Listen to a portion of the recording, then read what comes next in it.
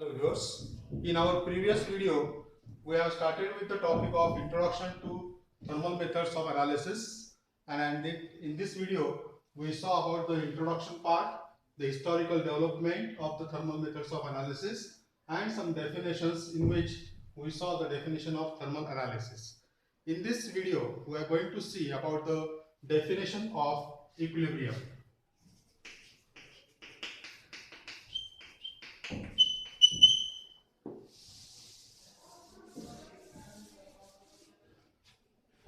The most reactions tend to proceed to an equilibrium state.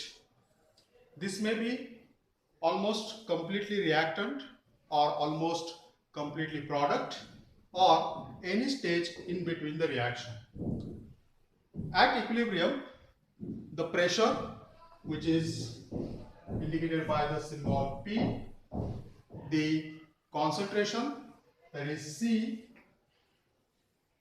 or more strictly the activities A, which is nothing but the pressure and concentrations which are corrected for the non-ideal behavior.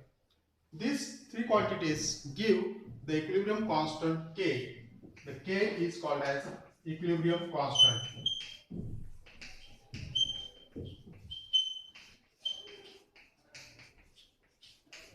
And the equilibrium constant, it is fixed for the reaction at that temperature. For example, if we consider the decomposition of NO2 gas, it will decompose to NO plus half moles of O2 in gaseous state. So for this reversible reaction, the equilibrium constant, it can be obtained by the equation of Kp is equal to pressure of product divided by pressure of reactant. So in product it is NO and half mole of O2. So it becomes pressure of NO into pressure of O2 raised to half divided by pressure of NO2. So this equation gives the equilibrium constant. When the substances are in their standard state, then we may consider their activities as equal to 1. So for the decomposition of calcium carbonate, let us see the decomposition of calcium carbonate. Calcium carbonate get decomposed as CaCO3 in solid state. It get decomposed to calcium oxide in solid state and the evolution of CO2 gas. So for this equation, the equilibrium constant K can be given by using the term activity. So K is equal to, so it is the ratio of the activities of product divided by activities of reactant. In this equation, the products are calcium oxide and CO2. So it is the product of the activities of calcium oxide and carbon dioxide in the numerator, and in the denominator the activity of calcium carbonate. So equilibrium constant is the ratio of activity of CaO into activity of CO2 divided by activity of CaCO3. So this gives the equilibrium constant for the decomposition of calcium carbonate, and this equation get reduced if we consider the pressure term. Then this equation reduces to K. By considering the pressure term, it get reduced to activity of or pressure of CO2 at equilibrium. So this is what the equilibrium constant. According to second law of thermodynamics, which is dealing with the tendency of reaction to proceed, the driving force of the reaction depends on both enthalpy changes and entropy changes. So according to second law of thermodynamics,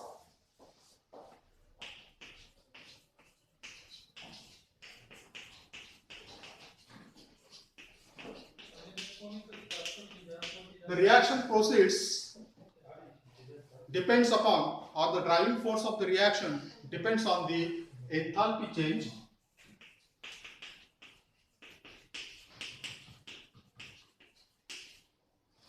it is denoted by the symbol delta H, and the entropy change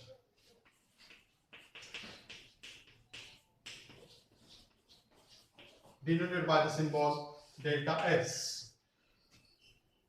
The entropy of a system is related with W, that is number of different molecular energy levels which are arrangement in the system, by the equation of S is equal to K ln W.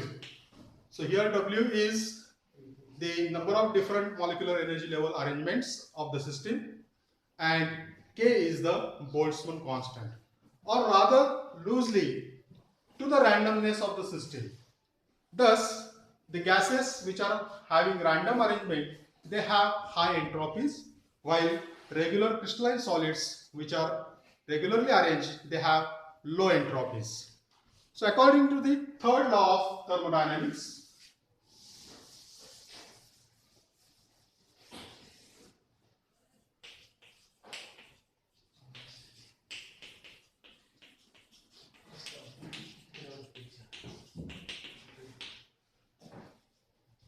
which states that the entropies of perfect crystalline solids at 0 Kelvin may be assigned to the value of 0. That means at 0 Kelvin temperature, if your solid is perfectly crystalline, then its entropy is 0. These thermodynamic quantities are combined to give the free energy. Free energy is denoted by the symbol G. So G is equal to H minus Ts. This is the equation to get the free energy of the system. And for a process at constant temperature, we can have the equation as delta G is equal to delta H minus T delta S. So this is the equation for the process at constant temperature, and we get the change in the free energy. For a reaction to proceed spontaneously, the free energy must decrease. So the value of delta G must be negative. For a reaction at equilibrium, delta G is 0. So when the reaction is at equilibrium, delta G will be equal to 0. But the delta G phi, this term, is related to the equilibrium constant by the reaction isotherm equation. And that reaction isotherm equation is given as delta G phi is equal to minus RT ln K.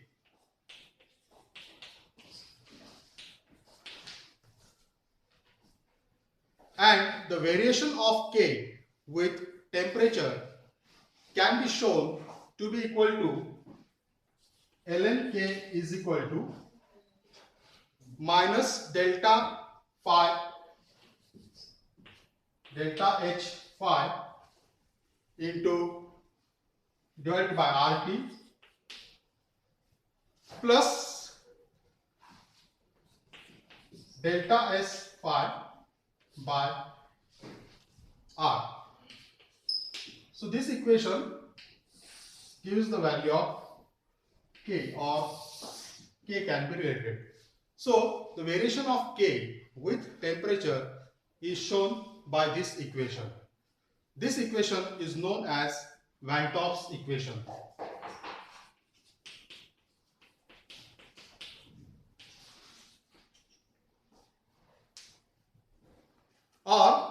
It is also called as reaction isopore.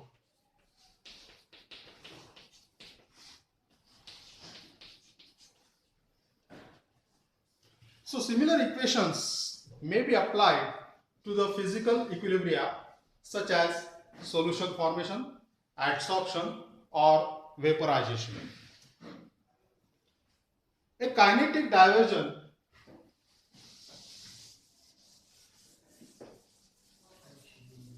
in this equilibrium part